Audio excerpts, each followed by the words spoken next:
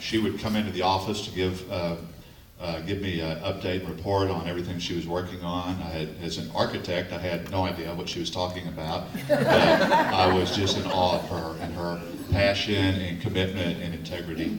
What a treasure for our department.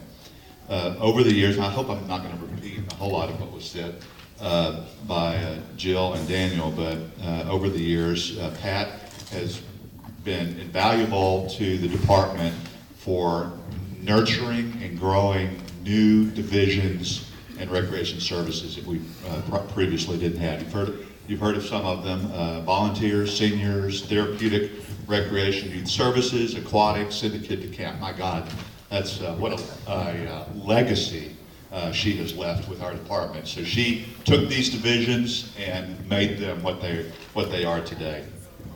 One of her attributes was always getting the right mix of staff and employees to build and strengthen all these programs. And under her guidance, they developed into exemplary people. Many of you are here today. Many of you have been influenced by Pat's leaderships. They're all leaders today and great team members in our department and organization.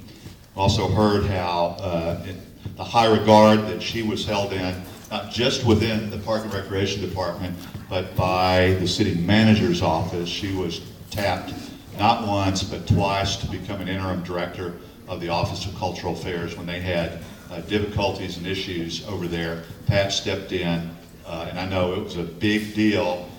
Deals were made to make sure she returned to the Park Department with the city manager, because I think a lot of people, Paul and others, were scared that that was going to become a permanent position, but everyone wanted to make sure that she would come back. Pat's, I think, lifelong professional ambition has been to work on strategic things and do research, everything that a good doctor PhD would want to do. But she's, over the years, her role in the department has been more at the tactical level. Again, starting these divisions, working on governance policies for the board and the department. She was very valuable in the front line of the department. She interacted easily with board members, city council members, city managers, employees at every level of our organization and at City Hall. Also, she was key in working with our partner organizations and patrons. There's been few people that have been more valuable than Pat in that regard. And just to repeat what Jill just said, the people that are here today are incredible. We have 3 former presidents of the Park and Recreation Board, CW, Joan, and Lois in the back there. We've got two former city council members are or were here. Mary Brenniger from the Dallas Arboretum, Les, the director of the Meyerson Symphony Center, just came in. We have 4 former assistant directors, long retired from the park department, Dave, Rich, Steve, and Phil. So welcome to everybody.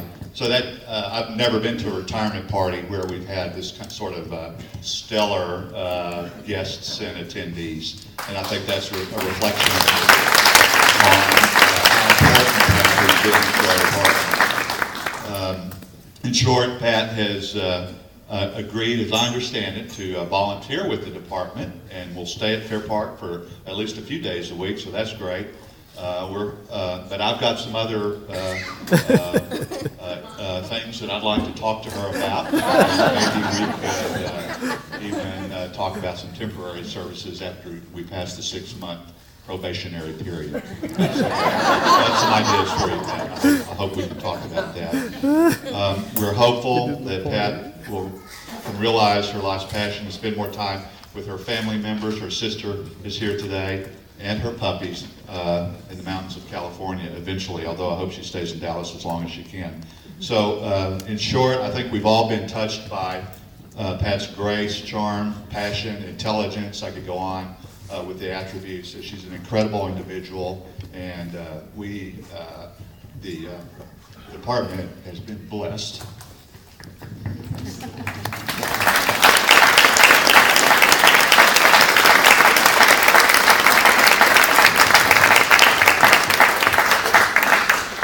Thank you, Willis.